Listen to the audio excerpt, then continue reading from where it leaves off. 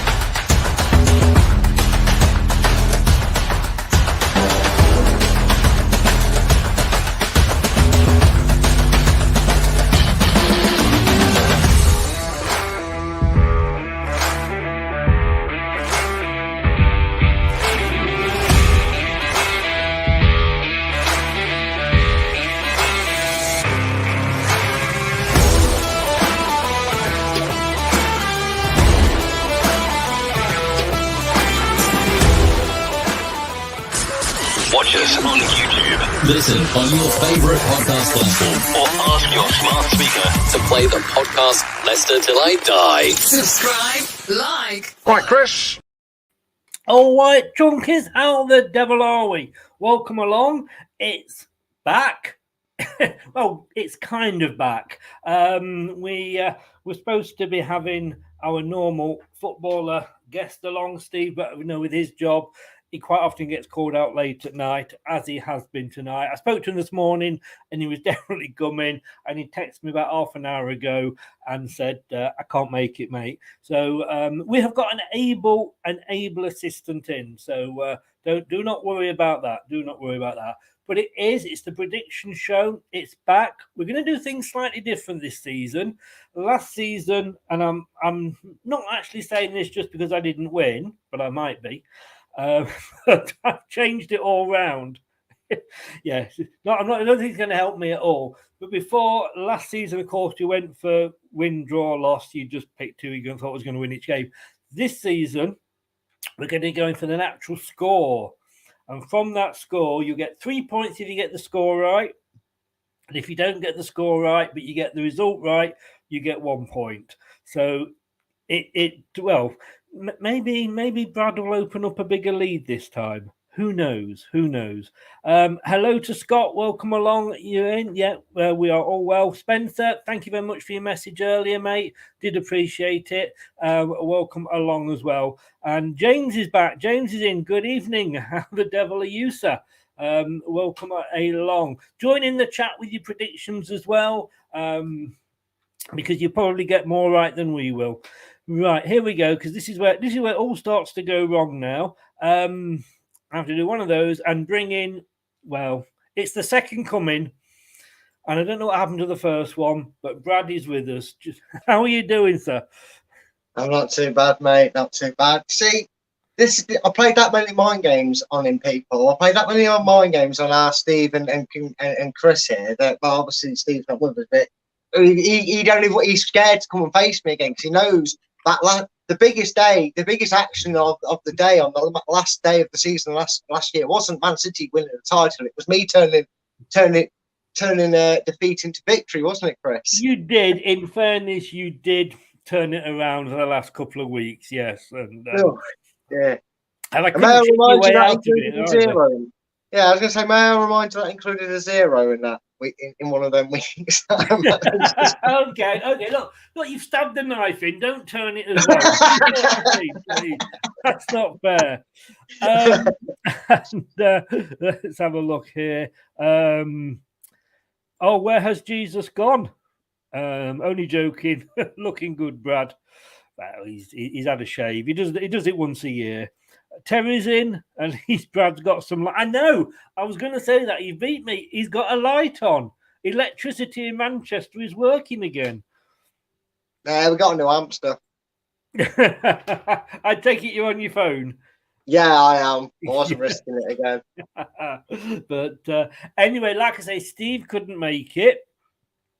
but we have got a more than able. Well, I've got to be honest with you. This guy will probably score more points for Steve than Steve would have done had he been in. He doesn't need any introduction. It's like inviting the Glazes on. I think he's actually trying to take over the channel, but it's always a pleasure to have him north of the border. Welcome, Doug. It's been ages. How are you? It has been ages. It's been Friday, Saturday, Sunday, Monday, and now Tuesday. No, thank you very much for asking me. Yeah, sorry about Steve obviously not coming on, but you've got me, and I was able to step in at the last moment. So thank you very much for having me, and it is a pleasure. No, we do appreciate it, and we really do. I say you probably do Steve a favour by coming on. James is saying hello, Brad, and then he's saying hello, Doug. Hello, James.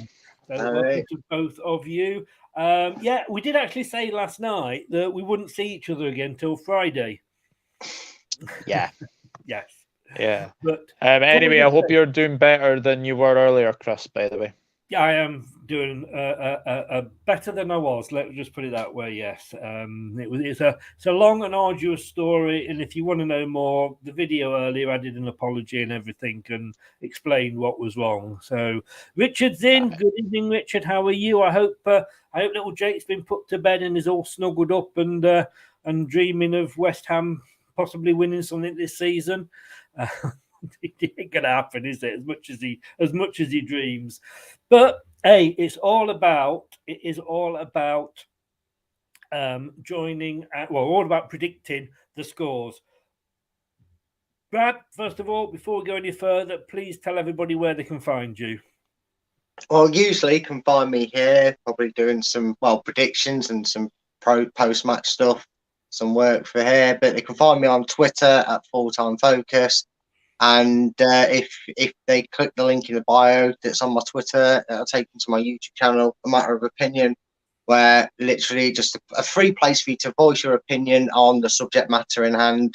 Do a variety of topics over there. So yeah, after this show, that'd be great. People check that out. And yeah, it's just where you can find me. Brilliant. And Doug, again, links to both your channels are in the description below, but where can you be found? I can be found at the Dugout Football channel, and I obviously did my predictions stream earlier, and yeah, it was very interesting actually. I had a Brighton fan on, and that was very, very good. But yeah, the Dugout Football channel. I am 6 away now until 2K. So wow. I'm getting very, very close to that. So any help would be appreciated. But no, the Dugout Football channel on YouTube, and subscribe to Chris first, and also subscribe to Brad. And he's here as well. And he's here. The links I say to both. Brad does some great discussion topics when you can see him. Usually he's in the dark, and then he says something really bad. But he's like one of those interviewers where they interview a witness. And he just want to be recognised. The lights out from behind. He said something the other night. I don't know what it was, but I'll get the blame for it. And Doug, he's a Liverpool fan, but he just doesn't do Liverpool. He does, a bit of Scottish football, European. He covers everything basically. If it's football, Doug covers it. And Richard, Jake's not in bed yet. He's messaging me. Go and check him. Not that I want to drop anybody in it, of course. Go check him, Jake. It's Jake. Go and check him. He should be in bed, not messaging on his phone. Anyway, oh God, I really hope I didn't get Jake into trouble there. But anyway, which is what it's all about. It's all about the predictions, guys. So let me set up. There we go. A whole new look, by the way, guys. Hope you're liking it. Just trying to sort of jazz it up for the new season. And we start off with the Friday night game on Sky. Arsenal will be travelling not a long way, just on the road to Crystal Palace. Brad, they don't have a very good record of Friday night games starting the season, Arsenal, do they? No, last season they didn't have far to travel and got beat. And they're doing it again this season. But I will give credit where it's due. No matter what Arsenal fans seem to think of Arteta, and we all jest as as neutrals about Arteta and their opinions towards him, they've made some shrewd signings. Gabriel Jesus is, no slouch in front of goal. Zinchenko, price-wise, that's up to discussion, but still very good signings. So I'm actually expecting a slightly different Arsenal. But it is Mikel Arteta. He's got an Ole Gunnar Solskjaer in him, so this is going to be an interesting one. I'm actually going to go though with Arsenal breaking their hoodoo, and I'm going to say that Arsenal win this 2-1. Oh, right. Okay. Let me. Hopefully now you're going to be impressed, everybody, by all this, and I should be able to put Brad in there at 2-1. There we go. Look at it. Is that showing up, guys? Aye. Or not? It is. Yeah, it is showing up. Yeah. It is. Yeah. Good. Yeah. Modern technology. Richo63, evening all Everton fans. Welcome along, Rich. I hope you are well. And Highfield Fox, welcome along. Couple of newbies I've not seen before. Please feel free to subscribe to all our channels. And Danny Mills has just said Leicester is a step back and plead with Maddison not to go to Newcastle. I also saw Darren Bent was saying exactly the same, and I also I read that Maddison might just be eyeing it up for a bit of a rise in his new contract.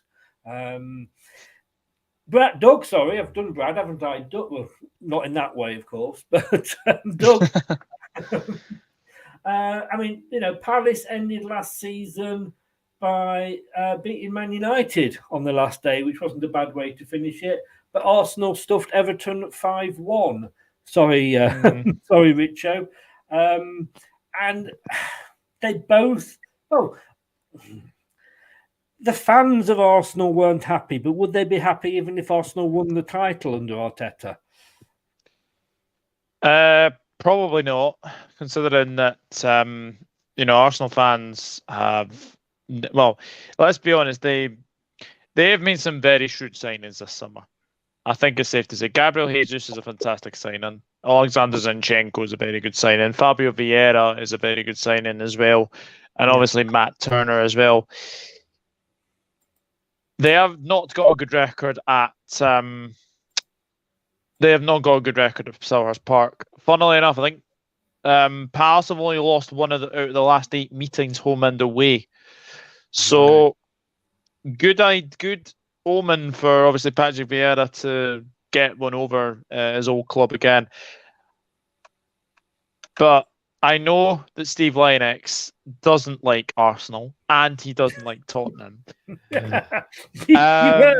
heard. I have heard. I actually fancy the same scoreline as Brad. I'm going 2-1 Arsenal. Really? Oh, so Steve will kill you first of all. Yeah, won't accept the points. Let me just go back and get it the right way round. Now, it's Arsenal, isn't it? That's the thing. It's Arsenal. Yeah, there's no other way of describing them. They have made some good signings. I have got to be honest with you, and I can't believe that they are still moaning, even with all the signings they've made. Yeah, when you speak to an Arsenal fan and you go like, when he says we haven't made any decent signings, I said, look, everybody you've signed. He says, yeah, but I only like 2 of those. Well, like, I don't think he's buying the players just for you, mate. Do you know what I mean? But Palace took 4 points off the 2 games last season. They beat them 3-0 at Palace and 2-2 at the Emirates. But this is a different beast this time. So I'm going to go. I used to be indecisive, but I'm not so sure. I'm going to go. I'm going to go 1-1. That was my first thought. That's what I'm going. 1-1. So I'm going for the draw. So I'm different to you two. That's me bottom of the league almost straight away. Um, Spencer's gone 2-1 Palace. He's gone for the Palace win. Highfield Fox has gone 2-2. Scott went 3-2 to Palace. Rene, good evening. How are you? Has gone 3-2 to Palace. Ant's in, and he's gone 3-1 to Palace. And Rennie says hi. Now, I don't know if that's all because you think Palace will do it or you just don't like Arsenal. Either way, I'll forfeit the point if you're right and Palace do win it. Now, I think we might be getting a bit of a biased view on this next game. It's the early kickoff on Saturday. Newly promoted Fulham taking on the Almost Boys in Liverpool. Brad, I mean, Fulham, last time they were in the Premier League, their last games, they lost to Newcastle, they drew with Man United, they lost to Southampton, they lost to Burnley, and they lost to Chelsea. Liverpool, as we know, didn't quite manage it. I mean, for me, there's only going to be one winner. Would you agree? Yeah, Fulham are getting trounced. I don't care what people keep saying about them. I just don't see the appeal to them. They smash the Championship and then they go back down. They're just a classy Norwich, if you ask me, if there's such a thing as a classy Norwich. Yeah. Liverpool are absolute storm in form. You know, we've normally seen a little bit of burnout with Liverpool over the last recent years when they come so close, but Man City just hit them. They've really held themselves. I think they'll carry the momentum and just that's the only way you're going to beat the machine that is Man City. Let's face it. Yeah. And I honestly think this could be 4 or 5-0. And I'm going to lay my hat on this being the biggest one. Yeah, the biggest scoreline of the weekend. I'm going Liverpool to make it a very unhappy return to the Premier League for Fulham in a 5-0 win for Liverpool. 5-0 win. Wow. Well, you've just made Doug a very happy man. Last time they were in the Premier League, though, Doug, you only actually got 1 point off them because they beat you at Anfield. Yeah, they did. And you drew with them at Craven Cottage. This is banana skin. I don't care what anybody says. This is an absolute banana skin. Newly promoted Fulham at home. You know, they'll be happy that they're just back in the Premier League. Can Mitrovic score the goals? That's where I worry for Fulham this season. Is if Mitrovic can score. I think their midfield is very, very good. I think attack-wise, they are very, very good. But unfortunately, defensively, I think they're still really, really suspect. And they are getting burnt Leno. I don't know if that's going to be done before the game on Saturday. But I am confident. I am confident in going there and getting a result. I don't think it's going to be as high scoring as Brad thinks. I'm actually going to go 2-0 Liverpool. I think we'll get a clean sheet. I think Fulham will make it difficult for us, but I think they will tire towards the end, and I think we'll get 2 very quick goals. So yeah, 2-0 Liverpool. 2-0 to Liverpool. Wow. I'm going to be honest with you. I think if you are talking about making a serious challenge for the Premiership or the Premier League this season, Doug, you've got to win this. Yes, all these kind of games are banana skins. You know, I mean, Brad and me can probably remember when Bolton came up and flashed us 5-0 on the opening day. Yes, I don't remember that about that. The marvellous Peter Taylor was manager. Sorry, yes, any Leicester fans that are watching. But like I say, if you don't do this, Doug, then it's going to question how far you are going to go this season. And I think you will, but I think Fulham will give you a scare. And I think it's going to be 1-3. So for Liverpool to win it 3-1.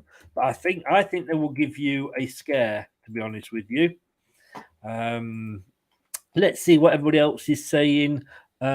Entree says 1-0 to FC towering over Blues. Anthony remembers that. Yeah, we can't get it out of our mind. There's a few like that, isn't there, Brad? There's a few like that. Rene's gone 4-0 to Liverpool. Nunes hat-trick and Salah. James, being an Everton fan, this could hurt him, but he's gone 3-0 Liverpool. Spencer has gone 3-0 Liverpool, and Anthony's gone 4-1 Liverpool, and Highfield Fox has gone 4-0 Liverpool. So basically, bye-bye Fulham.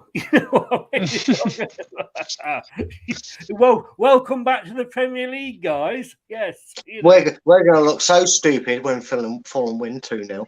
I know. Hey, after last season, come on. We couldn't predict a bloody sausage last season. No. That game is, of course, on BT Sport, if anybody has that particular platform, or obviously your local friendly Fire Stick. Brad, we've had one newcomer coming up. Bournemouth are the next ones, and they're hosting Aston Villa. I'm going to be able to smell the Villa fans from here when they turn up on Saturday.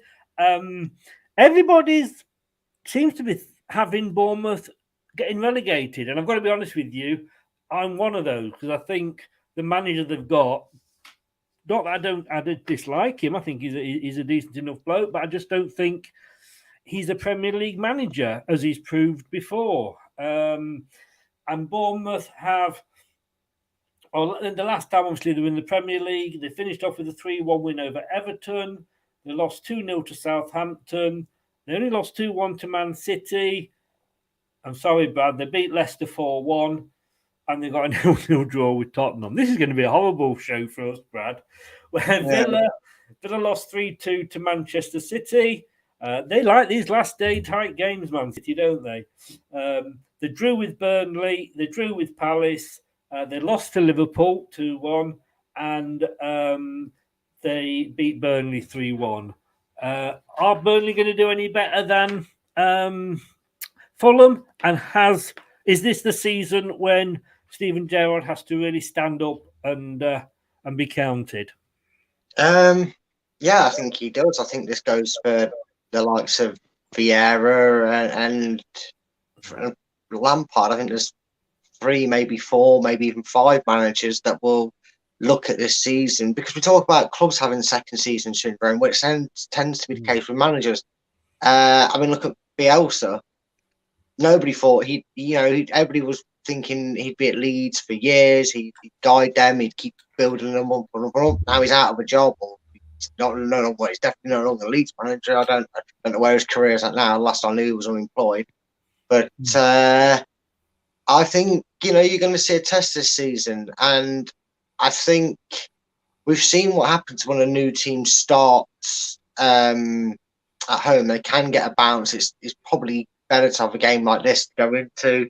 There's a few players that Bournemouth have that probably have a point to prove at this level as well, not going so great for them the last time out. And I'm going to say that Steven Gerrard's going to be up against the Kosh early this season. I'm going to say that Bournemouth sneak a 1-0 win here. Whoa, okay. First home win prediction there. Doug, again, last time Bournemouth were in the Premier League, they did the double over Villa, 2-1 at down here in the South Coast and 2-1 up in the Midlands. Yeah, they've got a good record against Aston Villa. I agree with what Brad said about Gerrard. I think he is under a lot of pressure because some of the signings they made, Diego Carlos, Felipe Coutinho, Boubacar Kamara, Robin Olsen, Ludwig Augustinsson. So you have to say that he's definitely been back, Gerrard, as well. Bournemouth haven't done enough for me in the transfer window. Just haven't done enough for me in the transfer window, and it's whether or not Scott Parker's learned from his time at Fulham that he kind of lost his way a little bit in the Premier League. It was a bit of a learning curve, so maybe he has learned his lesson. But I have a funny feeling this is going to be probably last on match of the day. I'm going to go for a very narrow 1-0 win to Aston Villa because I struggle to see where the goals are coming from for Bournemouth. Right. So you are agreeing with Brad. Just the other way around. Yeah. He's going Villa 1-0. Oh, sorry, Villa 1-0. Sorry. 0-1. Sorry, mate. Unless he's right, then unless he turns out to be right on match day, Chris, and he definitely said Bournemouth. Yeah. You see, I actually disagree with the fact about Gerrard being under pressure, because I think they've invested in Gerrard. I think they see him as a future manager that's going to do well for them. And unless Liverpool come knocking, I think he could be there a long time. I think it was a shrewd move when he came down. He has got to prove himself because, as we know, Brad, being a great manager in Scotland doesn't necessarily make you a great manager in England. Well, as well, Doug, we're talking about the same guy at Leicester. Last season, which was sort of his first season there, they actually finished 14th. I think if they finish top half, I don't think he'll be under that pressure, but it's whether they can make it top half or not. I so want Bournemouth to stay up because, it literally is down the road from me and it is a game that I would get to see. It's like a home game for me. But like you say, Scott Parker just worries me. And I think Gerrard, I'm actually going to go. I'm going to go 2-0 to Aston Villa. Mm-hmm. I think it'll be an opening day win for them, to be honest with you. Let's see what everybody else has been saying. Geordie, good evening. How the devil are you, sir? 3-0 Villa. I was actually on a Loaded Mags show at 7:00, and unfortunately I had a Villa fan on there and a Wolves fan, but I have disinfected myself since, so I'm fine. But I see the same thing there about Gerrard, that it all depends. Let's be honest with you. If Villa end up sort of, after about 10 games, 17th or 18th, yeah, he could well go. He could well go. So, yeah, 3-0 Villa for you. Spencer's gone 1-1 Villa Bournemouth. Whoa, first person that's actually gone for a goal today. Daniel, welcome along. How are you? Yeah, I think we won't get top 6, I'll tell you. And he's also said United to be relegated. We would all love that, wouldn't we? We would all love that, as Kevin Keegan would say. And Highfield has gone 0-0 Bournemouth Villa. That would be last on match of the day, probably, wouldn't it? James has gone 2-1 to Aston Villa.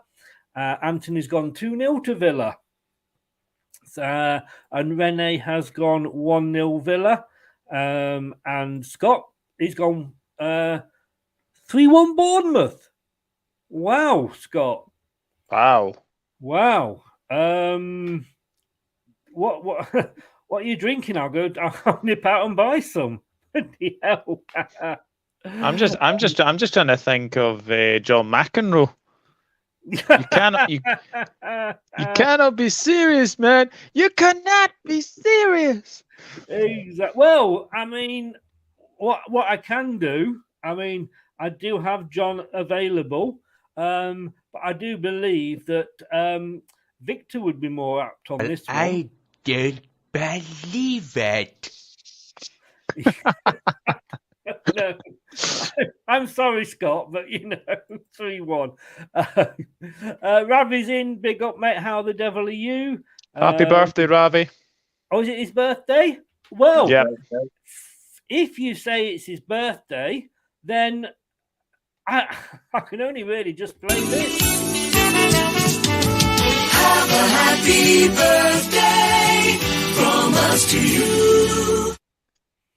Oh, how cool is that, eh? I've been waiting to use that for like 3 weeks. Happy birthday, Ravi. Happy birthday. As James says, keep hitting the likes and subscribe if you're new. Thank you very much. And these two guys' channels are in the description on YouTube below, so check them out. David, hi guys. That Leeds game has got draw all over it. And we've got Tito. Welcome along. Watching from Kenya. I'm just going to go 2-1 Villa as well. Welcome along from Kenya, Tito. And Anthony's just laughing at Victor Meldrew. And I don't blame him. Scott does say teams promoted seem to get good results on the first day fixtures. They do. They do, in fairness, because I guess they're the unknown quantity, aren't they? But I Well, think. Chris, Hull 2, Leicester City 1 after we were crowned champions. We all remember that. And they only had like 11 players fit for the season. So you never know, do you? That's up there with Bolton, isn't it? That Yeah, really that really is, mate. That really is. We don't like opening days of the season, Leicester. That said, we don't really like 37 weeks of the season either. No. Yeah, right. So, oh God, I mean, get the right mouse. So, Leeds Wolves. Now, Leeds are one of my favourites to go down. I'm not going to lie. They managed to obviously beat Brentford 2-1 on the last day of the season, Brad, and obviously that kept them up. But they were so tight, it was lucky. Leeds, before that, they drew with Brighton. They lost to Chelsea, lost to Arsenal, and lost to Manchester City. They've got a manager in. I don't know if anybody ever watches Ted Lasso on many of the video things or the channels that you watch. It's about an American coming over and managing an English football club, and it is hilarious, totally and utterly hilarious. And that is how I see Jesse March. I think it's a weird decision, but let's be honest with you, Brad. We've been proved wrong before, and he'll go and win them the league now. But do you see it being a tough season for Leeds, and how they're going to go off against Wolves? I really do think this is going to be a tough season, and I think it's going to be a tough season for Wolves. I think Bruno Lage has faltered to deceive. I know they had that hiccup, but I think they were actually. I think ironically, the last time these two met, Wolves were 2-0 up and completely capitulated and lost the game 3-2. And they spiraled towards the end of the season. They were lucky that their middle season really picked them up and had them so high up. Otherwise, their end of season form was what you'd call, you're talking about a side that was in relegation form for a big part of it. Yeah. And I honestly think you said this earlier, Doug, about the game we just spoke about. But honestly, this for me is almost a guarantee to be last on Match of the Day. So I've cursed it to not be last on the Match of the Day now. And I agree with you, Chris, about the Leeds manager. It's a strange appointment. They've lost big stars. I don't hear too many names they brought in to replace them. Not really sure what's been going on at Wolves, if anything at all. And I reckon this has got 0-0 written all over it. Good 0-0. On the show I was on earlier, Doug, with on the Loaded Mag, I had a Wolves fan on, and he was giving it large, and there was banter going on between Villa, Wolves, and me, of course. And he was shouting out the fact that they are the biggest Midlands club, just if you call them Midlands, in the Premier League. The fact that we finished above them last year with the bad season we had. He was saying that the manager wasn't given the backing. He wanted 4 players in when he joined, and he only got 1. But you beat them on the last day, 3-1, despite them going ahead, obviously, at the start. They could only draw 1-1 with Norwich. They lost 5-1 to Man City. They drew 2-2 with Chelsea, and they lost 3-0 to Brighton. Again, that's relegation form, isn't it? It is. Look, I'll be honest. Some of the names that I've seen Leeds United buy, I'm like, is there a Premier League proven player in there, right? So they've signed Tyler Adams from RB Leipzig. Never played in the Premier League. Brendan Aronson, Red Bull Salzburg. Never played in the Premier League. Darko Gyabi, Manchester City, 5 million. Never played in the Premier League. Rasmus Christensen, Red Bull Salzburg. Never played in the Premier League. Mark Roca, never played in the Premier League. Luis Sinistra, never played in the Premier League. So you've lost Rafinha, you've lost Calvin Phillips, and you've replaced them basically with half the American team. So technically it should be Jesse Marsh America United or Ted Lasso America United. Yes. I'll be honest, Wolves haven't done much in the transfer window. I think that they signed the Korean boy Hwang Hee Chan on a permanent from Leipzig, and they've signed Nathan Collins permanently as well. I will be honest, this has draw written all over it for me. I'm not going to go 0-0. I think both sides will share the spoils. I'm actually going to go for a 1-1 draw. But I honestly will say this now, both of these sides are definitely struggling this season. Oh, I think we're all basically in agreement with that. I just can't, like you've both said, you know, if you're going to lose big players, you would hope to be able to replace them with players that have got some form of top flight experience somewhere. And no disrespect to American, you know, football, it's not the best in the world. No, as I say, to me, I've got Leeds getting relegated every day of the week. Wolves, I think just because it's Leeds, I'm going to go for a 1-0 win to Wolverhampton, because I think as bad as Wolves will possibly be this season, I just think Leeds are going to be even worse, to be honest with you. So I'm going to go for a 1-0 to Leeds. I'm actually building myself up here to definitely be bottom this time, aren't I, after week one? Because you two are agreeing with each other, and I'm going out on a limb, and I know I'm going to fall flat on my face. But that's what the fun is all about. Newcastle, Forest. What can we say about this? I mean, apparently James Maddison we will be approached a third time from Newcastle. I don't know why clubs do this. You know, if they came in with a decent offer, like Tielemans and Arsenal, come in with your best offer, and we would probably accept it. We are in the middle of a stupid situation for Farner's possibly going to Chelsea. We'll talk about that later. But, you know, Brad, Newcastle got a good manager. They made some good signings. And I do apologise. I don't think I went through everybody's predictions for the last game, did I? For the Leeds Wolves. So let's just catch up on that.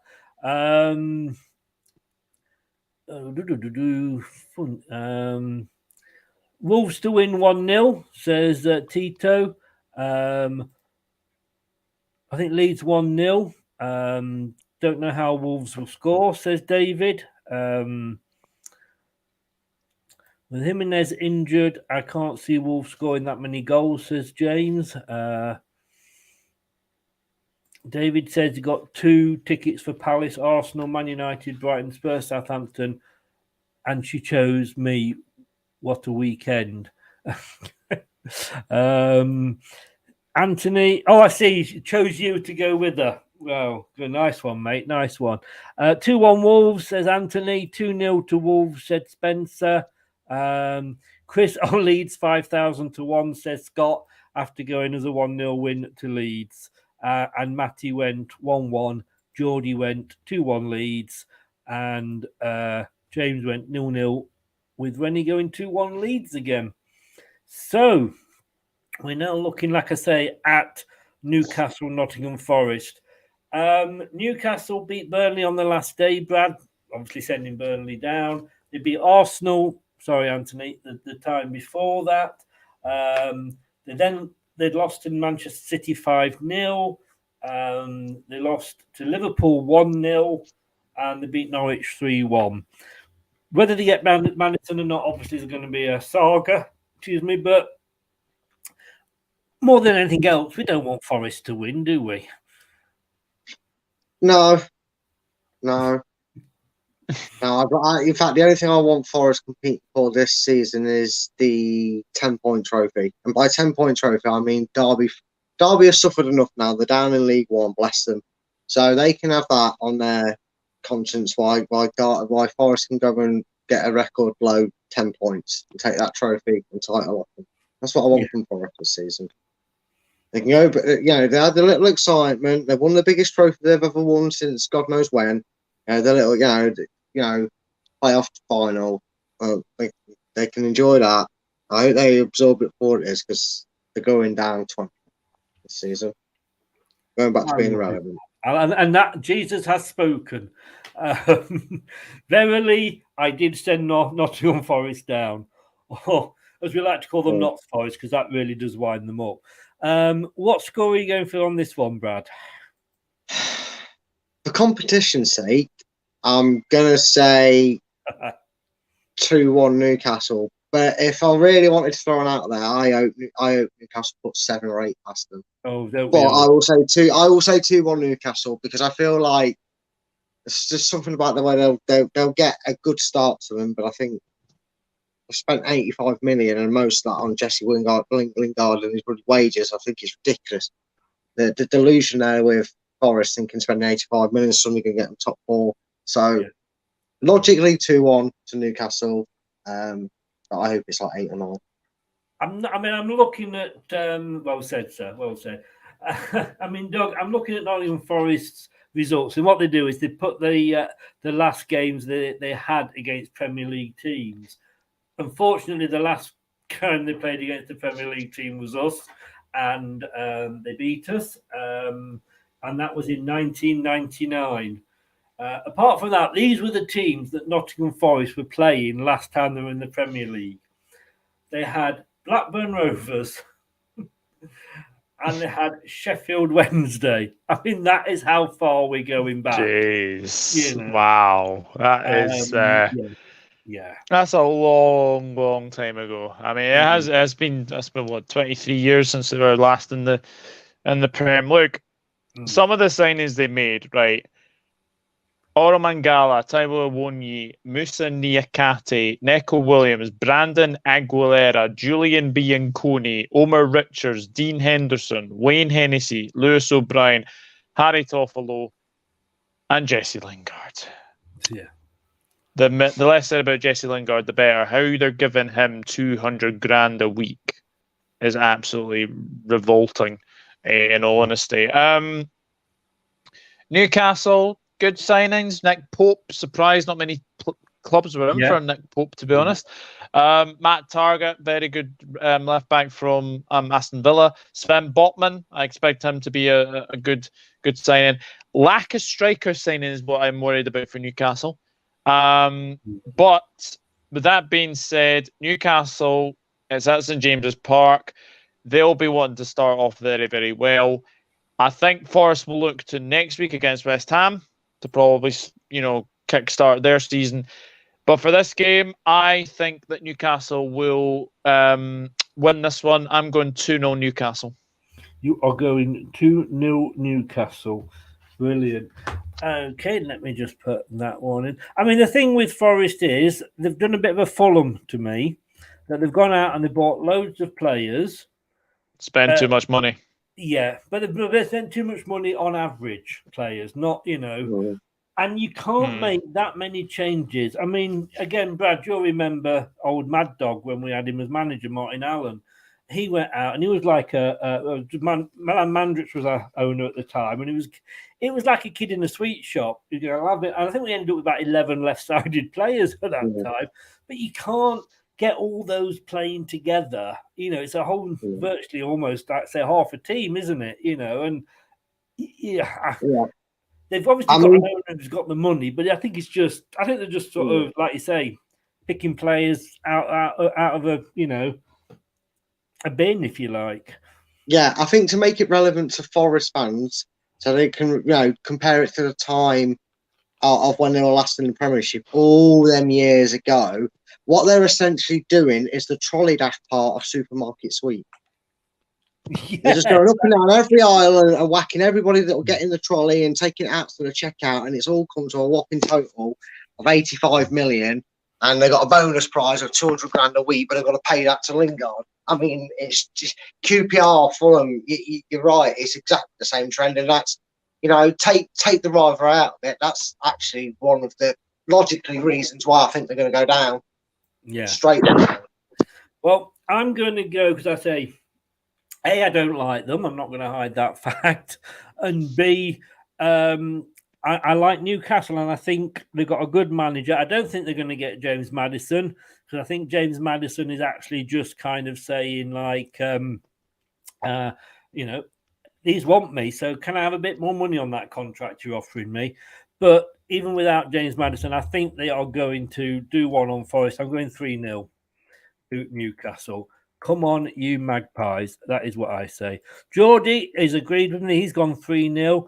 Rennie's gone one better and he's gone 4-0. I hate Nottingham Forest. Don't we all? That's as good a reason as any, Rennie. James has gone 1-1. Newcastle 1, Nottingham Forest 1. Wow. Interesting. Scott, my man, 6-0. Yes, I'd love to. Scott. I always like you, Scott. Yeah, I'm going to be honest with you, Scott. I will actually don't mind losing the record if Newcastle put 10 past Nottingham Forest. That's how much I would take it. Anthony's gone more reserved. 2-0 Newcastle. Matty 5-0 to the Mags. David actually says his team will struggle, 9th place at the best. Spencer's gone 3-0 to Newcastle. Ryan has put everything up there for us, so let's just Ryan City go. Welcome along, sir. He has gone, let me just find in the middle of all that, he's gone Newcastle 2, Nottingham Forest 1. And then he's just added a few more. Let's have a look at some more here. Tito's gone 2-2 since Forest will be under pressure. David says he thinks Forest will start the season well, getting strange results and then falling off. And for this one, thanks, Ryan. Just do it because I can't keep going back up to your prediction. He's gone 2-1 Newcastle. While David has gone 1-1 scrappy game. So right mixture there. But again, the majority of people love you guys, think that it's going to be a bad day for Nottingham Forest. Sorry, Notts Forest. And let's face it, if any of them would have dared put Notts Forest down for a win, they'd have found themselves in time out. Yeah, the mods have been warned to do that. Now then, we have got Spurs against Southampton. And as Anthony reminded me, and I had forgotten, so thank you, Anthony. Of course, we used to have a thing. Do you remember the Daily Tottenham? Oh, yeah. When we looked to see how long ago it was that Tottenham actually won a title base or any, top level title. So let's do this again, shall we? It's time for the Daily Arsenal.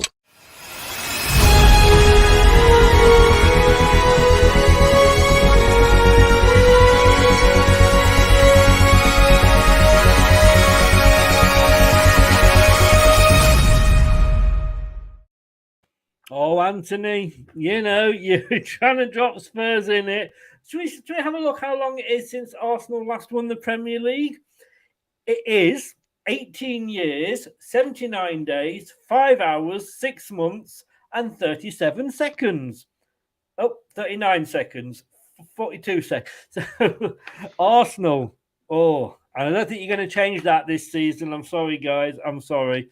Brad, I couldn't resist that.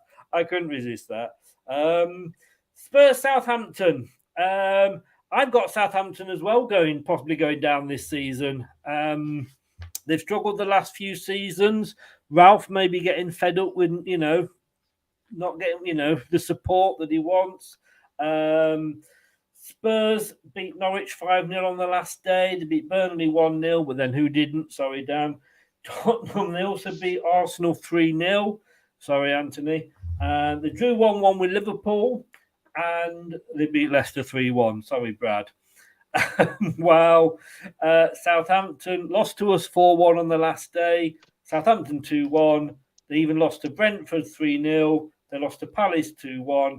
And they got 1 point in the last 5 games with a 2-2 draw away at Brighton on the South Coast derby.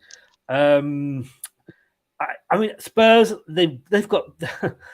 This is the best chance I think they've got of actually getting a trophy this season. They're allergic to it, mate. It ain't happening. We'll get 9 games into the season. They'll be sat second or third and 2 points off it. And the fans will be dreaming of the quadruple. Then they get knocked out the Carabao Cup. They will get knocked out the FA Cup in like the 3rd or 4th round. And then they'll be down in 7th, and Conte would have walked for a massive paycheck. But it's going to start positive for Spurs fans. So, enjoy it while it lasts. You can at least release a DVD of you as in the top 4 for this amount of time.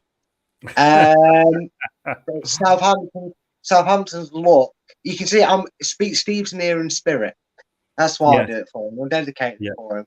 No, but Southampton's look's got to come to an end, surely, hasn't it? We've seen it over the years. Newcastle, we saw it with Sunderland years ago.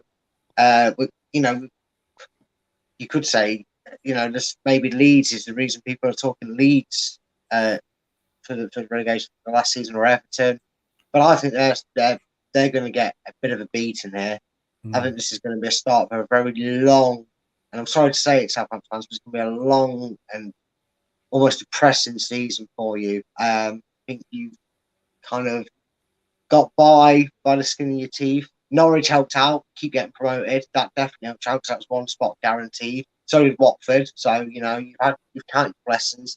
But I think Tottenham will get off to a flattering 3-0 win. I think it'll be 2 late goals that make it 3-0, but I don't think the scoreline will reflect how the game goes. I think it'll be scrappy, but I think 2 late goals will bumper up her pretty shoddy. They do like their late goals, as we well know, Brad. Yeah, shut up, right? I'm trying to forget it. All right. Yeah. Well, you said it. I'm sorry. Yeah, well, it was like Battlefield Team 40 Towers. You don't mention it. I thought I got away with it. Yeah. Well, I was supposed to be neutral, he says, sat here in a Leicester shirt. Last season, Doug, though, I mean, Tottenham only got 1 point out of the 2 games against Southampton. Yeah. I'll be honest, I have Southampton getting relegated this season. Wow. Because I actually think that there's only a certain amount of times where you can actually go through season after season, get your points, and then be basically on the beach for like the last 9 games. I think that it's going to come up to Southampton. I think it's going to bite them on the bum this time. Tottenham, I mean, they've made some amazing signings. I mean, Ivan Perisic, Forster, Basuma, Richarlison's a bit of a big cock anyway. Clement Longley, Jed Spence as well. I think this could be an absolute tanking. I really, really do. I'm sorry, Steve. I predicted Arsenal and Tottenham to win. Do you know what, mate? He hasn't turned up, so he's got to take it. This is probably do better because you'll get more points with it for that in. I am going to go 4-0 Tottenham. Wow. See, I can't argue with you. Like I say, I've got Southampton in the bottom. Bottom 3, possibly. I just think I think they've got the best manager that they've had for many, many, many years, and I think they have made some good signings. If anybody's going to win it something for them, it is going to be Conte. Whether that's the Premier League, they might be a bit too far behind Man City and Liverpool this season. I think Tottenham will finish 3rd this season. I'm not going to lie. So I've got to go, and I'm going to actually agree with Doug here. I'm going to go 3-0. Are you agreeing with me then? Not Doug. Sorry? Doug went 4-0, didn't he? Yeah, I said I'm agreeing with. Who did I say I was agreeing with? You said you were agreeing with Doug, but then you said 3-0. Sorry. No, it's because I got Steve and we don't know. I'm agreeing with you, Brad. 3-0. Oh, it's been a long day. Scott says, Doug, you will be on Salinic's hit list. I probably will be, yeah. Yeah. He's not here. He's not here, so... No, this is it. Last season, we actually always went for him that way, didn't we, Brad? But he's going to get punished this season by going for whoever stands in for him. Yeah, and I think if Doug gets the predictions right, we should add points up and then dock from him at the end of the season. For each penalty he gets for missing, punishment. Yeah. Punishment for it. Okay. Scott goes 3-1. David goes Spurs routine 2-0 win. Ryan goes 3-0 Southampton. Tito goes Spurs 3-2. Wow. 3-2. Wow. I know. Anthony 1-1. Well, we do know Well, that Anthony has got a soft spot for Southampton, hasn't he? You know, he's got a Southampton. Not say he's got a Southampton top, but he's got a Southampton training top. Let me put it that way, as in a jacket. So we do know he's got a soft spot for Southampton. Matty's gone 3-0. I think Anthony, I'm afraid to say that there has been very bold and there's been very, very ridiculous. I think you're a bit of both. The fact that you think the Southampton are going to get something of Tottenham. I have to be honest with you, I wasn't expecting that. No one expects a Spanish Inquisition.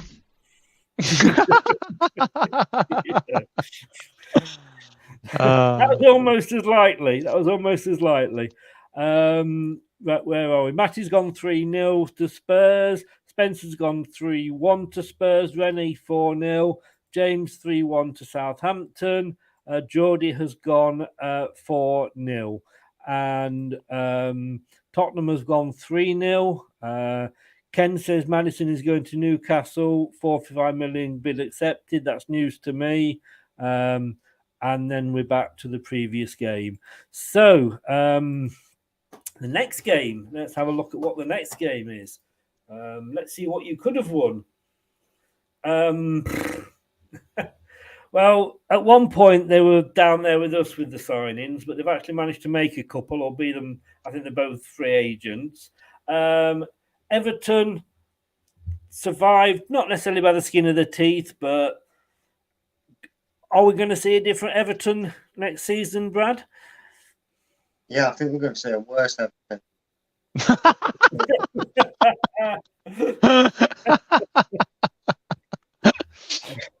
You never specified. Brad, I tell you what, that is going to actually. I'm going to have to give it this.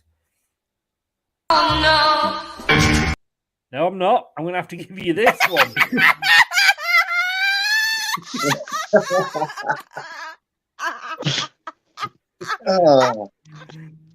Good old Maisie. Yeah. Comment. I've got Maisie on the show on 7:30 tomorrow night, by the way, so keep your eyes out for her.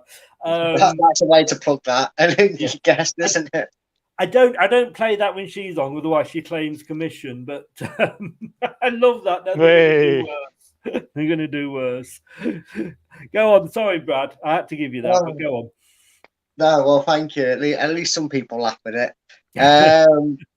But yeah, I honestly, again, lost like Leeds, lost the big names, lost the game winners, lost the actual only people that seem to know how to put ball in it for them.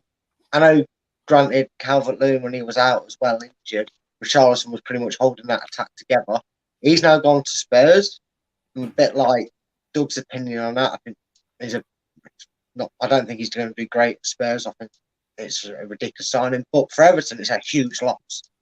You know, and obviously, I know we're doing a prediction show, but you say that about most players for certain.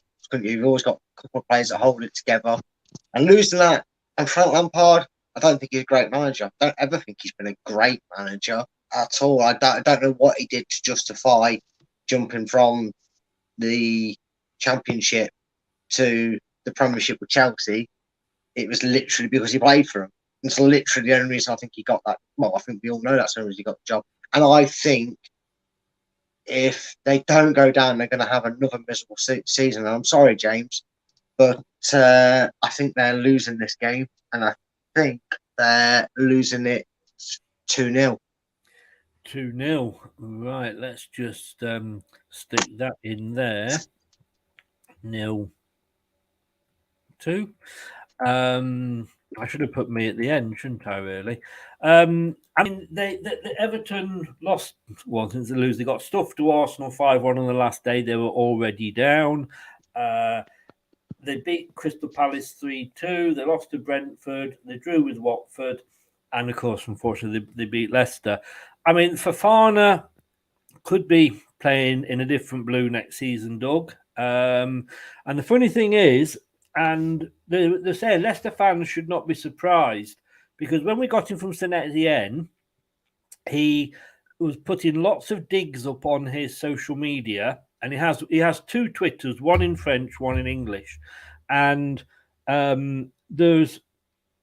he's made a lot of that. He's taken out the fact he was a Premiership player or a football player, professional player at Leicester. He's dropped the at Leicester bit, and he's put things of him walking around with a speech bubble above his head, a cloud thing like he's thinking. He's doing exactly to us what he did to St Etienne. The only thing is he has just signed a 5-year contract, so he's going to be buggered if we say no. But again, can you see Everton getting anything from this? No. Okay, that's one syllable. Everton. Am I allowed to basically rant or swear on here? You rant away, sir. It makes a change from me doing it. Everton are a fucking shambles from top to bottom. I have not seen a worser Everton side than I think the 90s. And I'll say this. I'll say this now. Frank Lampard is guaranteed to be the first manager sacked. He is throwing his players under the bus. The other thing as well, what I don't get, Ruben Vinagre, he went from Wolves to Sporting Lisbon, and then Sporting Lisbon have basically allowed him to go on loan to Everton. James Tarkowski free from Burnley. That's a good signing. That's a good signing. Dwight McNeil scored 1 goal last season, 0 assists. You think he's the next best thing? And there's talk they're getting Idrissa Gana Gueye back. You're meant to be looking forward, Everton. You're not meant to be looking backwards. Why are you bringing players back? This is what I don't get with Everton. Your club is an absolute shambles from top to bottom. I think you're going to struggle again this season. I actually have you 17th, just surviving. Frank Lampard will be sacked, and whoever comes in, Big Sam or whoever it is, I honestly think that Everton are going to have a long season, and it's going to be one of those where, look, Chelsea, they've made some good signings. I'll give them that. But this game, the fans are still toxic. There's still like protests and everything against Farhad Moshiri, who has been an absolute disastrous owner, pissing money up the wall, basically throwing money away on absolute shite. I read something, was it 389 million spent over the last 3 years on absolute shite. Chelsea 3-0. You're getting tanked. So you don't see Everton having a good season then? No. Honestly, their squad is absolutely awful. Dominic Calvert-Lewin wants to be a Gucci model. Tom Davis is like, he wants to be someone like that as well.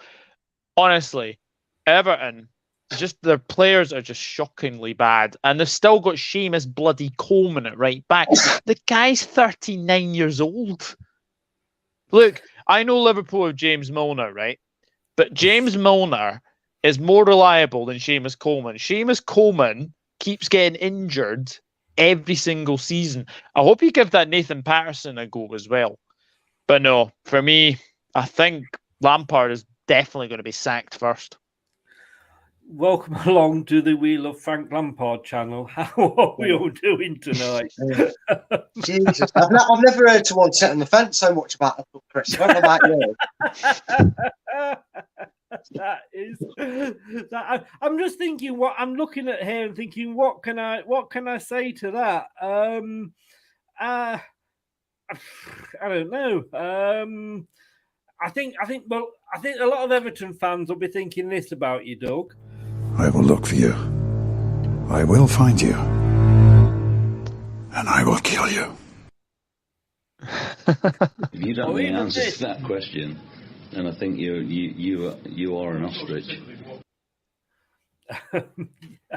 But Dwight McNeil, whatever he's called, he's been scoring in pre-season friendlies. And when I speak to Elton Wellesby, who's a big Everton fan, obviously ex ITV sports presenter, he absolutely loves Lampard and thinks he's going to do it. Either of you. I mean, so I didn't say who that was to then, in fairness. Let's get back to Brad. I mean, I think Doug has probably got nothing left to say about Everton. I made the comparison before I get the prediction.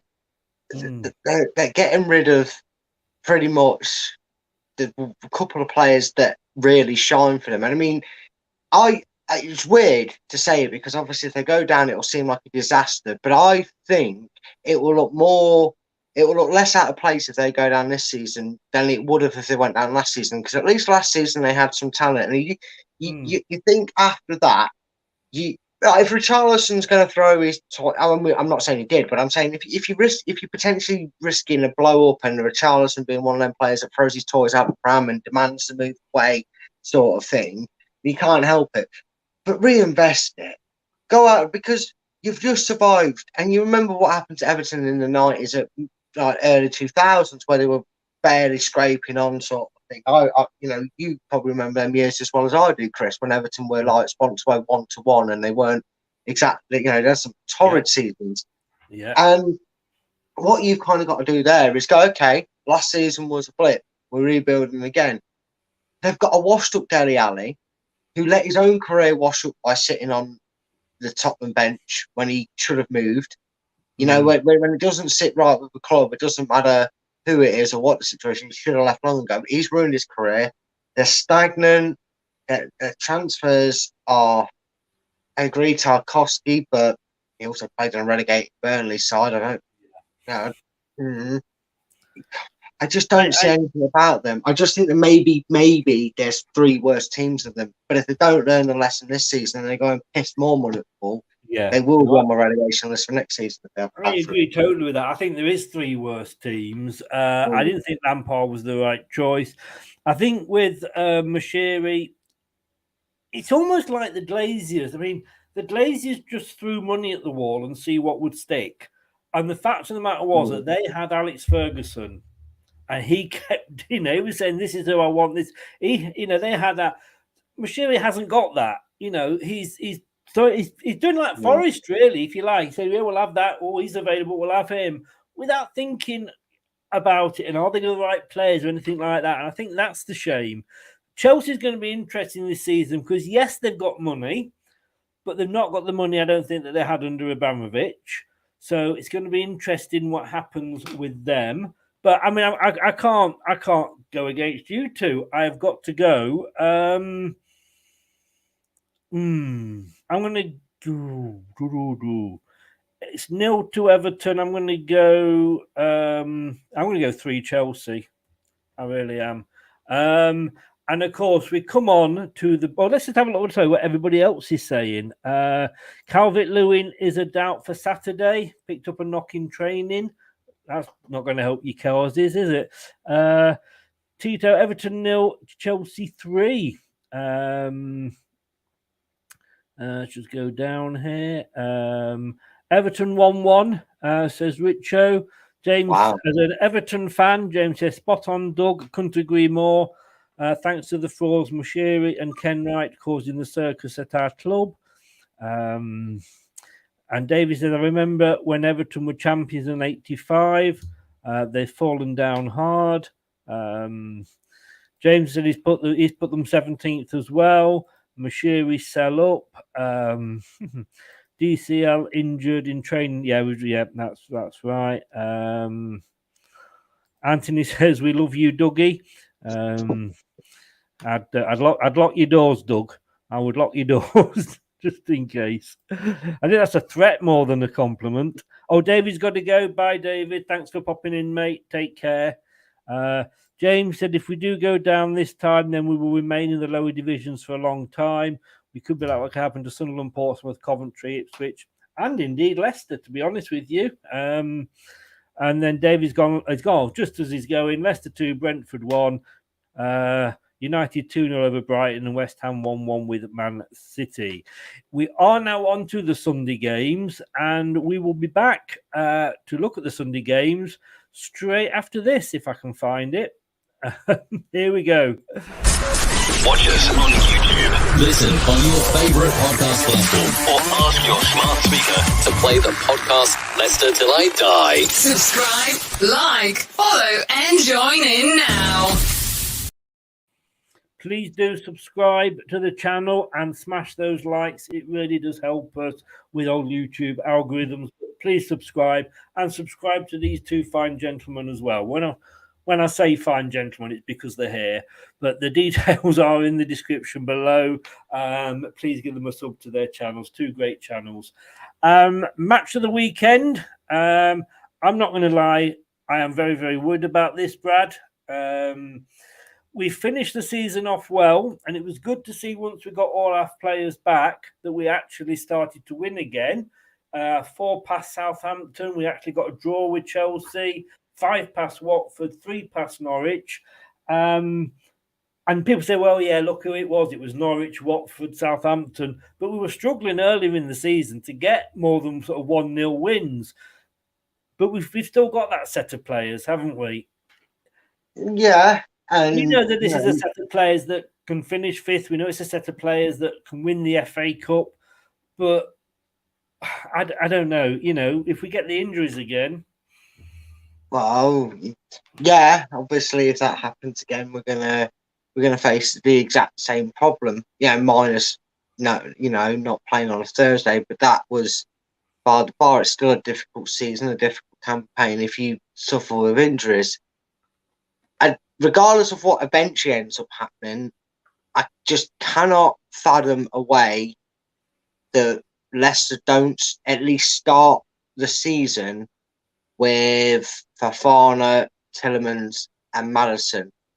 A little bit annoyed with the whole Tielemans situation because it's either do the right thing and work something out with the club, like we've discussed many a times, Chris, in terms of putting something in the contract, or bugger off.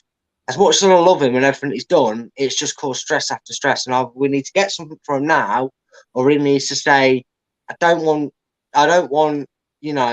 me being able to talk to other clubs and go on a free and disrupt the season, because I don't want him starting for instance, if that's the case. I don't want him playing against Brentford if he's not going to be, or potentially pre-contract signing in January. But you're right, with the team achieving it's around, they're probably going to be there for the first game of the season.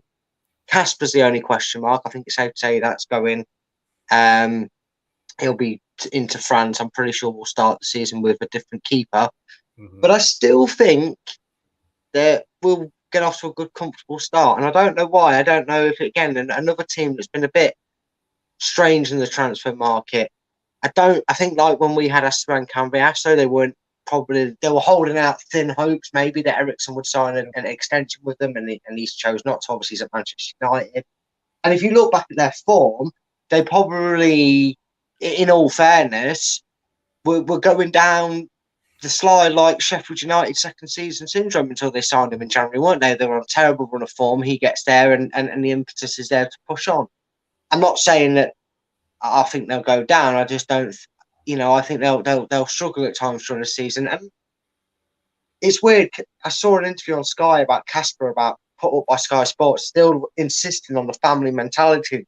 And I think what we've seen through the years when we've lost some players, is there's always a come together and we'll still pull through. And we've still got a quality squad if these players do eventually go and we don't make any signings.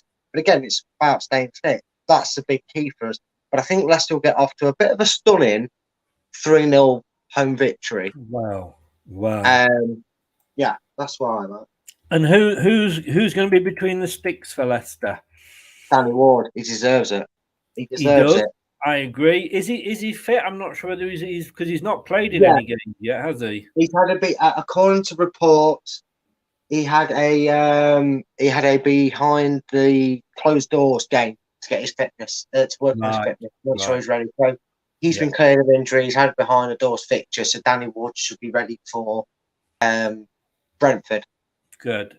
I mean, Doug, I mean, if we haven't got the money that we were, we said not to have. I mean, the Wolves fan earlier kept trying to tell me that we were penniless. We're not penniless, and we've got 27 players and we've got a 25-man squad to fill. We've paid, we've got a lot of overpaid fringe players, but if we're going to sell Schmeichel, get maybe 850,000 for him. I've read somewhere one of the highest wages off the wage bill. We don't need to go out and buy. We've been linked with Dubrovnik at Newcastle. Leno, thank God, he signed at Fulham because we were linked with him. But we've got Danny Ward there. You had him obviously as a reserve keeper. We've had him as the reserve keeper. I like him, and I think he's a better. He controls the box better than Schmeichel. Yeah. Look, I'm going to be honest. I think all the contract and transfer issues about Leicester, it's got to be really, really worrying and very detrimental to the squad. You'll be very interested to know that Brentford are about to sign probably one of the players of the Euros, for the 2020 Euros, Damsgaard from Denmark. Yeah. I think Doug missed that one. I did read that. A Danish player signing for Denmark. Who knew? Brentford. Thing that worries me about Brentford is though, I mean, they wanted to buy Vestergaard off us. I mean, that's the height of their targets this season. Then buy Brentford. Well, to be fair, Fulham wanted Vestergaard as well. Indeed. I think if it was any other team than Brentford, I think you would probably start well. But just all this uncertainty over Maddison, all this uncertainty over Tielemans, and obviously, you're gonna be missing Schmeichel as well. Oh, this is such a hard one to call because, if you didn't have the Maddison uncertainty, if you didn't have Tielemans uncertainty, if I was Leicester, this is what I would do. Don't play Maddison and don't play Tielemans, because I think what's going to happen is I think Tielemans will probably go before the end of the transfer window. And I don't think Leicester can turn down, was it 60 million now they're wanting for Maddison, or is it close to 75? Whatever. I don't see you being able to turn that down. So that being said, I think Brendan Rodgers, this for me could be his last season. I think he has had enough time to get this squad to sort of gel. And also, I think he only really spends sort of 3 seasons at a club. And this is kind of his sort of 3.5 almost. I am very, very sorry to say this, but I am going to go for Brentford to win 2-1 because of all the uncertainty. Because of all the uncertainty over Maddison, over Tielemans, I think it might be a bit of a... Yeah, I can mute him, Dan. Bad, don't worry. I can mute him like that, and then we go hear him. Yeah. So, I've never liked him anyway. 3-1 Leicester, I think he said. 3-1 Leicester. Yeah. I take on board. Yeah, I mean, I do take on board what you're saying. The thing is, we are not penniless. If we do not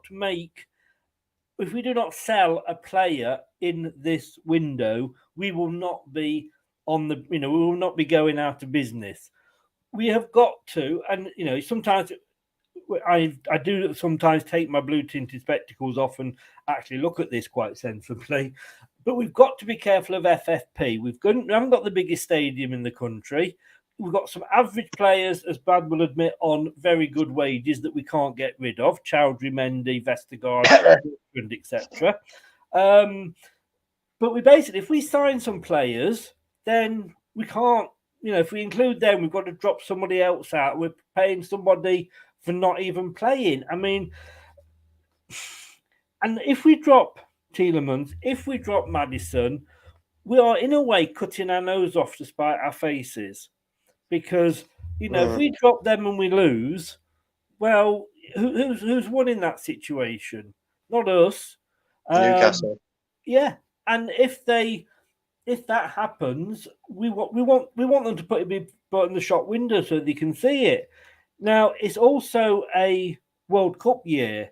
So all these players are going to want to impress because they want to get in the World Cup. Tielemans wants to get in the Belgium squad. Maddison, good luck with this, mate, but he wants to get in the England squad. Fofana wants to get in the French squad. Now, if Fofana goes to Chelsea, will he play regularly enough to be picked? I don't know. If he stays at Leicester, he'll be playing every game, and I think he's probably got a good chance of getting in the squad. We don't need to sell more than one. And it will, Tielemans, we haven't had an offer for him, and that is the trouble. 12 months ago, they'd have been queuing at the door. He just scored an amazing goal in the FA Cup final. He's been out of, the last season, he's been more of a defensive player.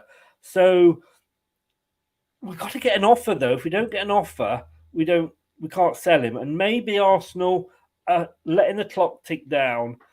Leicester may make the decision because we lost £30 million on Slimani because that's what we paid for him and we let him go on a free. But Leicester may decide, well, hang on then, we'll keep him for that extra year and he might get us into Europe. I got asked the question earlier. Well, I asked myself the question on the show earlier. Is Tielemans the difference between us finishing 8th and 7th? Yes, he could be if he's obviously played in the right position. If we can get into Europe, that money may just negate what we lose by letting him go on a free. Yeah, and if he gets us back into Europe, who knows, he might change his mind. But I think we will only sell one player. And I think that's the thing with Maddison. So, Darren Bent came out and said, don't go to Newcastle. It's a backward step for you. Somebody's saying the same about Fofana as well. I do blame Brendan Rodgers for this because I do think coming out and saying you've got to sell first is like sticking a sign up that says fire sale above the KP. But like I say, we've always sold one big player most summers. We didn't last season, following Chilwell and Maguire. One will go, but it's a case of which one. Brendan is the 7th highest paid manager in the Premier League. He's now got to, earn his money, as they say, but we've got a lot of youngsters coming through. I am worried, not going to lie, but I can't bet against my team. I'm going 2-1 to Leicester because I think we'll still concede a goal. I can see that happening. Oh, hey, forgot Ward in goal, Brad. We may be better at corners. Who knows? Maybe. Kate's in. Good evening, Kate. Hope you are well, Kate. Hope Dan's well. Scott says, I don't like how Brendan has said Maddison is not for sale, as he said that about Sterling when at Liverpool. He's going to decide one thing, but Top and the board they're going to have the final say. The problem is as well, Sterling threw his toys out the pram, didn't he? Unless a player does that, a manager's well within a reason to. Tielemans hasn't thrown his toys out the pram, though, not like Mahrez did. Exactly. Yeah, exactly. And on that Fofana thing, it kind of stems of Harry Kane, doesn't it, with what their fans said about them, and why did he sign a 5-year deal? Yeah. It just baffles me sometimes, these deals, but hey-ho. But that puts us in a strong position because we can go and say, look, all right, give us 85, 90 million for him. Because Maguire was worth 80, Fofana was worth at least 90. Anthony said if Maddison and Tielemans go, would indeed he be next? Well, he's injured, so, come and get him. Is it Brenmark now or Denford? Says Scott. Like it, Scott. James, Brentford getting Damsgaard is a steal for them. Depending on who we lose this summer, I think will define where we end up. But I fancy 2-1 to Leicester. Matthew Roundtree has gone 2-1 to Leicester. Always like that man. Always liked him. Anthony says I'll put Everson in goal.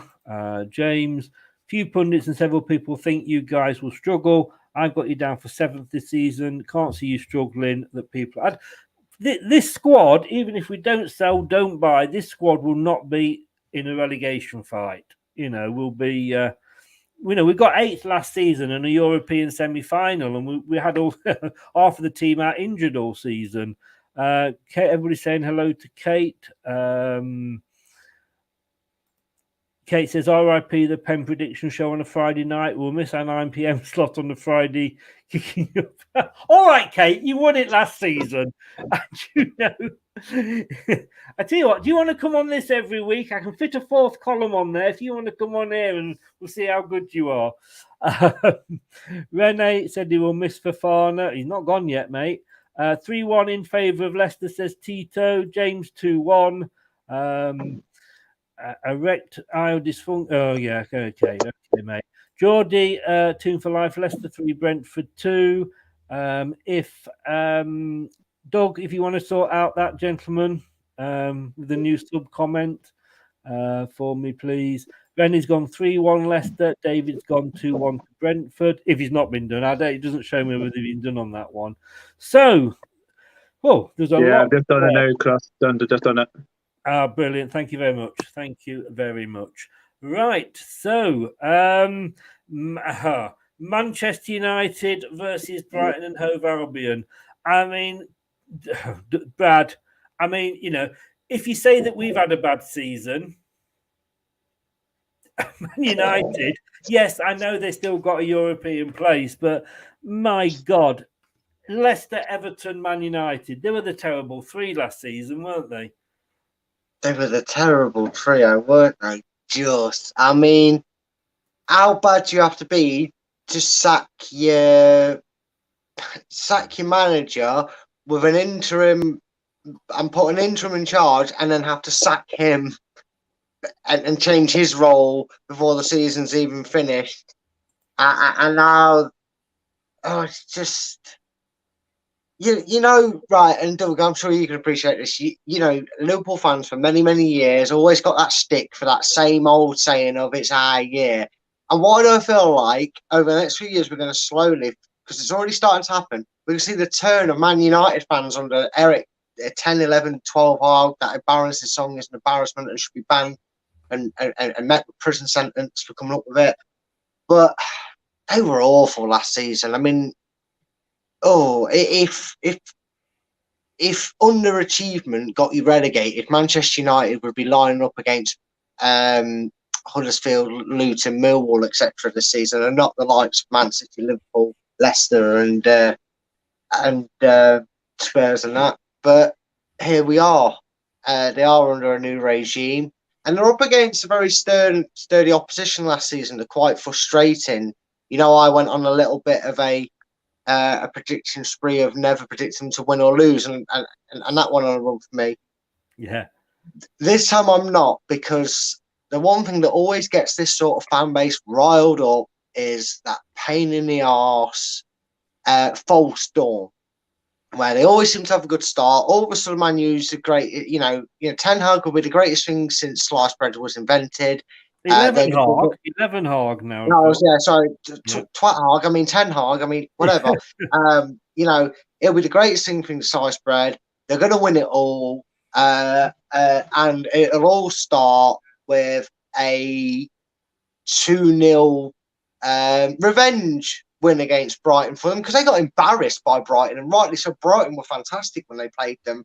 They beat them, what was it, 4-0 or 4-2? I know we beat them 4-2. I might be confused. They beat them 4-0, second to last of the season. Yeah, they humiliated them, and I think that's the sort of results that this manager will be making. Damn right they try and roll out. I think, there's nothing against Brighton early doors. I just think Manchester United are going to have one of them seasons where it'll start off and they'll be insufferable for the first 6 or 7 weeks of the season. So I'm going 2-0 Manchester United, but I still wouldn't hasten to add Brighton nicking something from this. I mean, Man United actually only got 4 points in their last 5 games. Doug, I mean, I think Man United last season were just bloody lucky to have Cristiano Ronaldo. Because I think without him, they'd have probably finished further down the league. And he doesn't look, he looks like he's doing it for fun and wants to leave. Can you blame him? I mean, he doesn't have faith, I don't think, that Man United are going to do well this season because he wants to win trophies and he wants to go, he wants to be off. Oh, Man United. Yes, exactly. Let's just be. If we're going to talk Man United, then I suppose, in fairness, I should have played. Oh no! Oh no! Oh no! No! I have to be honest. If there is any Manchester United fan that thinks this is going to be a quick fix, you're in for a long season. Because there is just no way I see Manchester United getting into the top 4.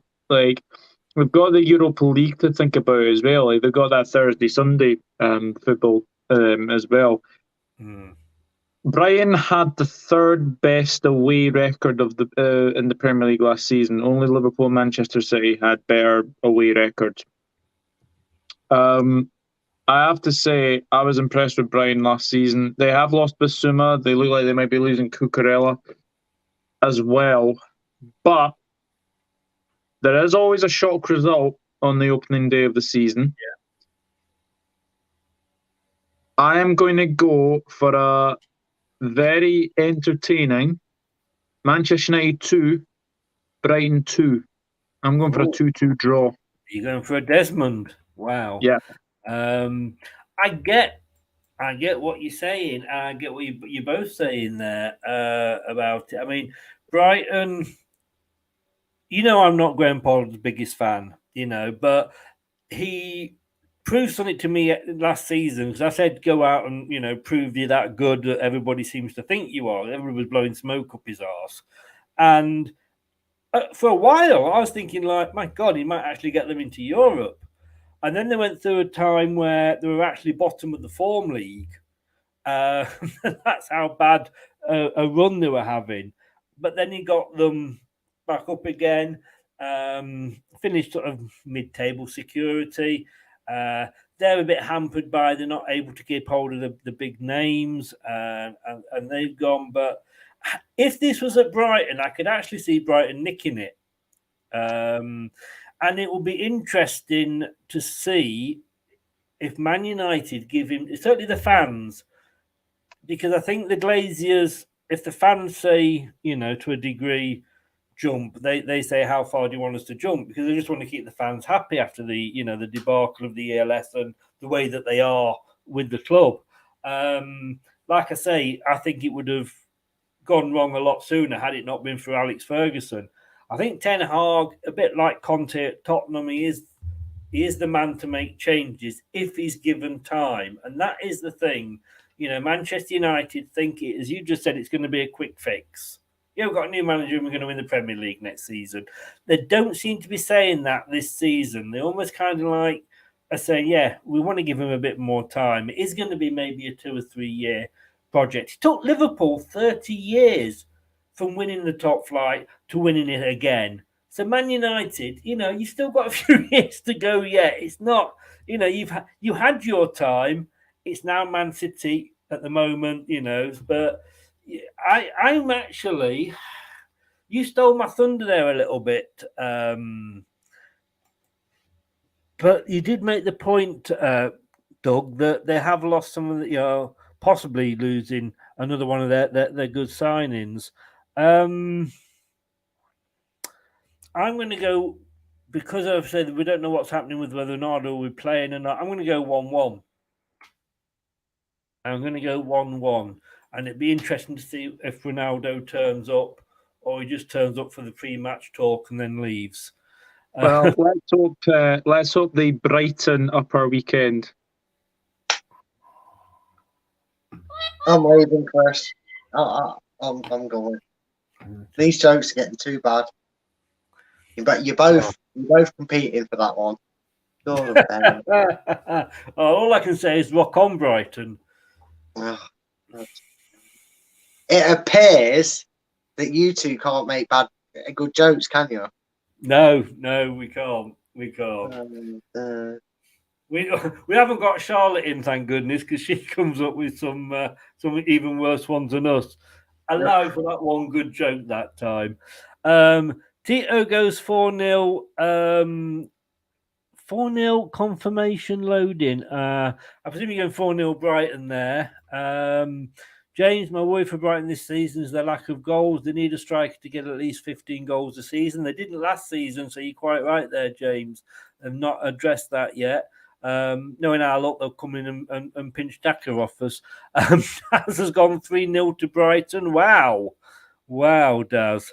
Welcome along as well, Daz. Nice to have you here. Anthony says Man United will finish 6th after going for a 1-0 win. Anthony says he calls him 10 Bob. And he also agrees with me that they would have finished 12th had it not been for Ronaldo. Kate bottles out of doing the prediction show. She wants to just go up against Dan because she knows she'll beat Dan every week. Which is probably true, actually. The mystery man, I just can't see United losing first game of the season. And Geordie's gone Man United 1, Brighton 3. Oh, you changed your mind because you went Manchester United 2-0 there. Oh, no, the mystery man's gone 2-0, sorry. And Rennie's gone 4-0 Brighton. Wow, Rennie. Oh, we've got a bot in if anybody is... can deal with that for me, please. We don't allow adult chats in here. Already done it. Brilliant, sir. You're a gentleman. Thank you very much. Last game of the prediction. And let's hope it's going to be a lot easier to do these shows this season without. Although, having said that, Brad, I don't know why, but on the Premier League list of fixtures on the Premier League website, it's got date to be confirmed, Leicester, Nottingham Forest. No idea what's going on there. Oh, I have no idea either, maybe Nottingham Forest are really scared of us already. He says, very much tongue-in-cheek. But we're down to the last game.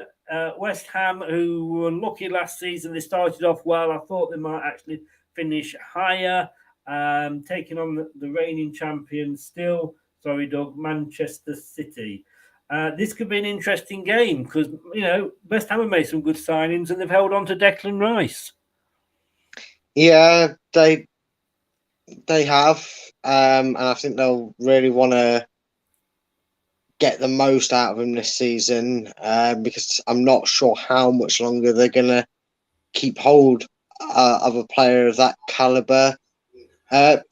You're right, they have invested well, but I don't know. I just feel a sense of burnout. I think we noticed they went for a bit of a burnout when they put all their eggs into one basket, as I say, in terms of in terms of going for that competition and show their league form dipped. I still see David Moyes being their manager come the end of it. I don't think they're going to be in any trouble of such, but I think they have the potential to have maybe a season like Leicester where it's a little bit underwhelming in terms of where they finish. I know he's had a lot of stick already because of that infamous miss in the Community Shield, which we can confirm is only a massive English Super Cup trophy when you win it. Exactly. It's another pre-season friendly now, isn't it? Yeah, with it. But everybody was keen to slate him because that seems to be a trend in football. When you pay a lot of money for someone, they make £1 in mistake. Well, he's garbage, and they should sell him straight away in the January window. And he's not even kicked a ball in the Premiership yet. West Ham do like an upset though. I still remember when they beat Arsenal like the opening day, and that Reece Oxford scored. They've had a few upsets on here. And, they nearly I think didn't they nearly cause an upset and beat? Didn't they nearly beat Man City near the end of last season when like a Mara's penalty stopped them turning the game on its head? But I believe West Ham, wasn't it, that nearly stopped Man City? Yeah. Well, yeah, Man City beat them 2-1 in November, and then it was 2-2 in May. Yeah, and I think West Ham were leading that in that game, so they've shown they've got the capability to cause an upset. I think this all depends on Man City, doesn't it? Because when Liverpool romp to the season, this will be going for I think a third title in a row. You talk burnout of other clubs. Well, when they burnt out that season in particular, they burnt out pretty horribly, didn't they? They were 20 odd points off Liverpool at one stage, and it didn't get much better when the season concluded. I don't know if I can see something like that happening again, but I can see an instant upset. And you know what? I'm going to give West Ham a 2-1 opening day win. Wow. I'm just going to say quickly, bye to Tito. He's gone 3-1 City. He's got to go. Bye, guys. I've enjoyed. Thanks for popping on, Tito. Sorry, just repeat that again, Doug. You go for, did you say 2-1? It was me. I said. No, sorry, Brad. Sorry. I said 2-1 West Ham. 2-1 West Ham. You spanked their arse, didn't you, really, Doug, in the Community Shield? I'm sure they'll turn up better than that when the season starts. But West Ham, they're no fools. They were almost like best of the rest last season, weren't they? Yeah, I was very impressed with West Ham last season, and obviously they got into the Europa semi-final, but unlucky not to get to the final in the end. But I think Eintracht Frankfurt were definitely one of the best teams to win it. Man City are usually slow starters. They lost to Tottenham last season, but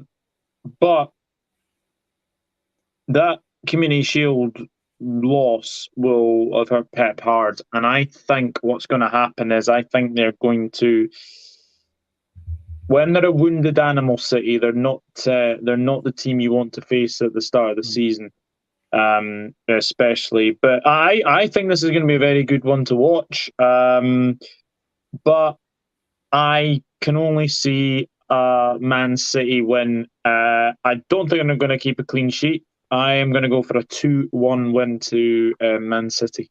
Oh, so reverse to Brad. What was the story? Because, I mean, they did lose it. Geordie Tomb for Life has got to pop off as well. Thank you a lot, Geordie, for popping on. Great show, lads. Nice to see you smiling, Chris. Thank you very much. Good night, everyone. Keep safe. All the best, Geordie. What was the story behind Man City not collecting the medals? They just point blank refused them, Chris. Yeah. They just point blank refused them. I just don't get that. That's such petty childness, isn't it? It's such a. We always joke, don't we, and say that Man City are like a spoiled club, but they're making the players out spoiled. Why would you refuse a medal? Yes, you lost. Get over yourselves. You lost. Take the medal. It's just disrespectful.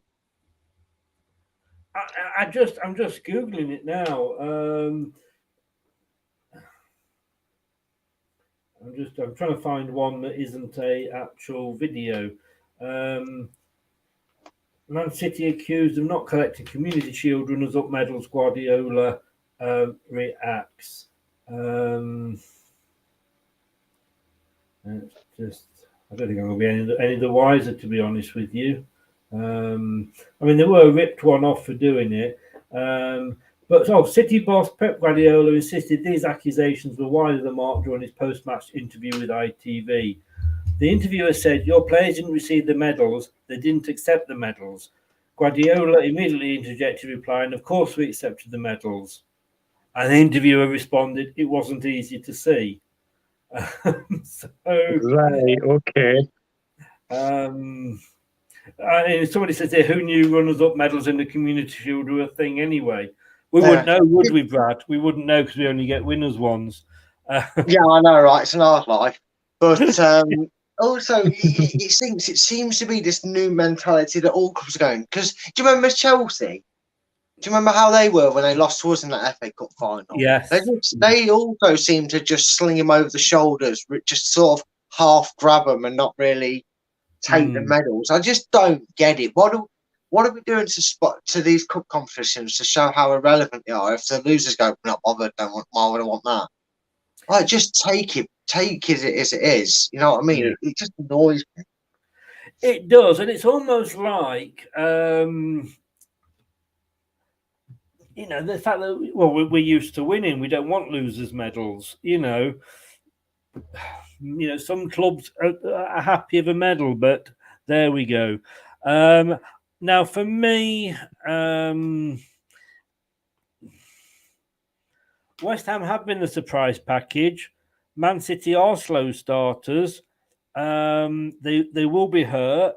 I mean, we know the slow starters, don't we, Dog? We beat them 5-2 in the first, I think, the second game one season.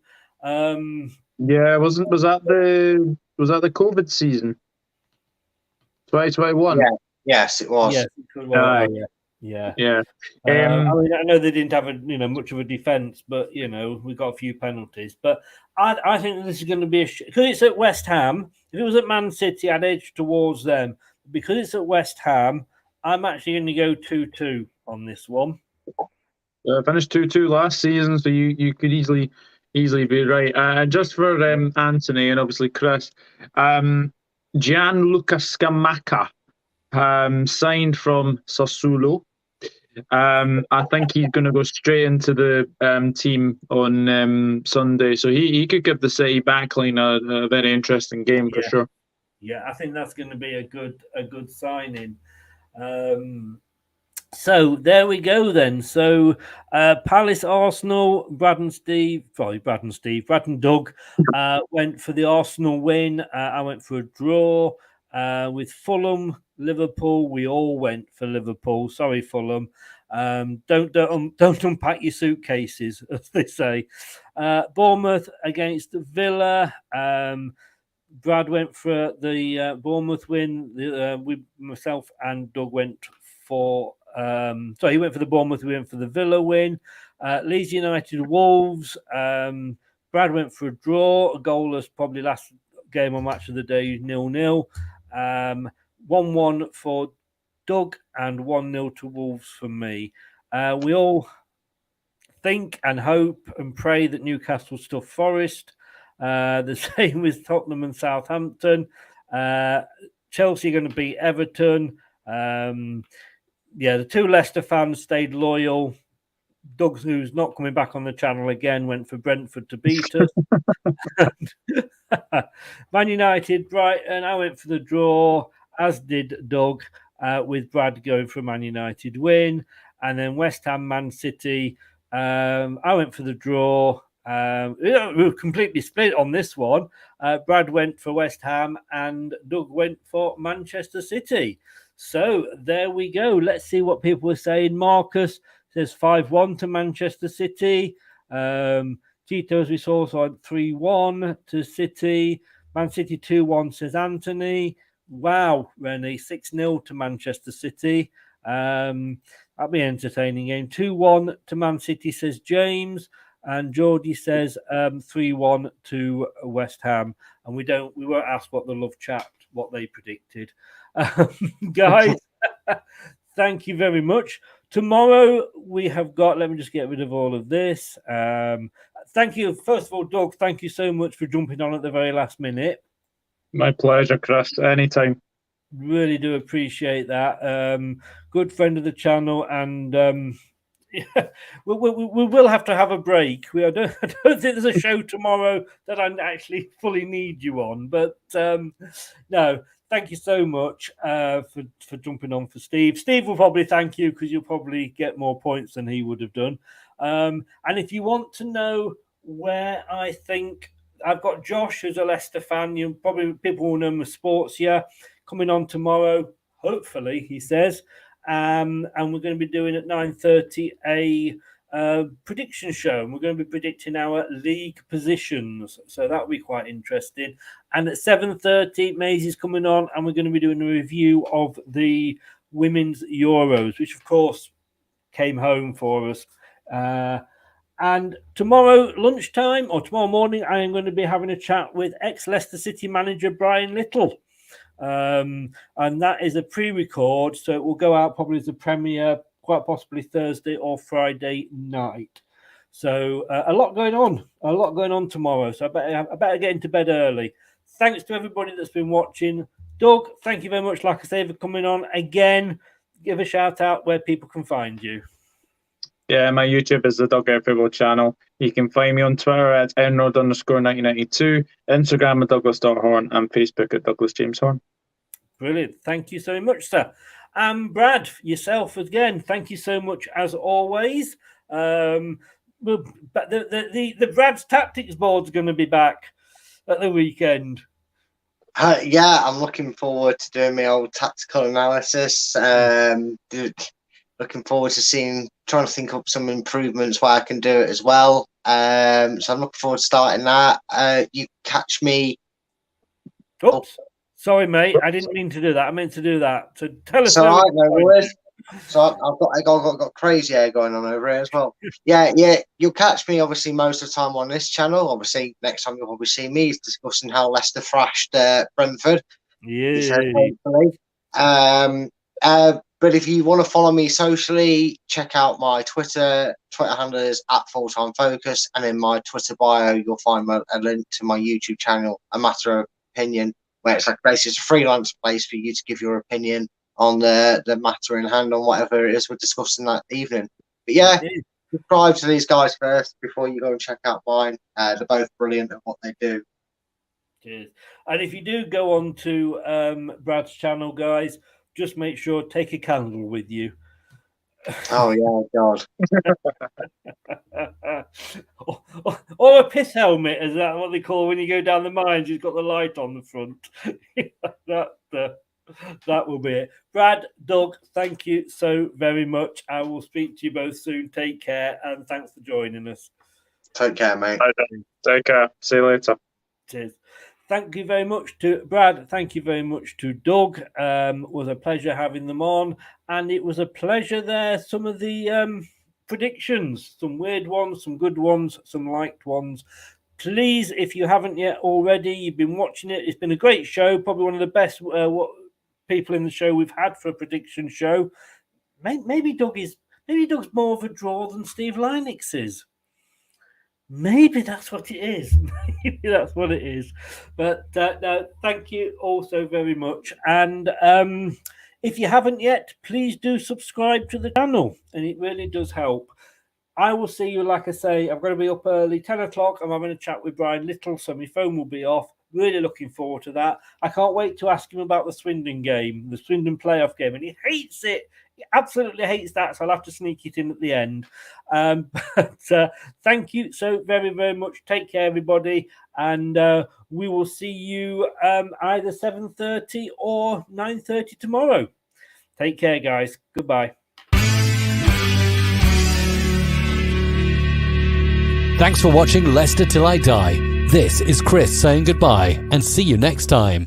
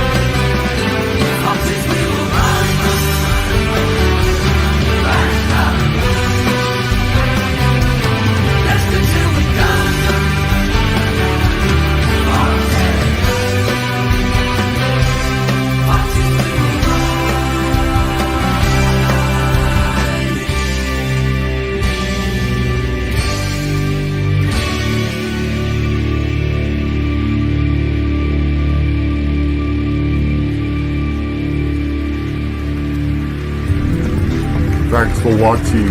These videos are tremendous. You better like them too, or I'll be back. Cool. I'm out of here. Ooh, that's a wrap. So,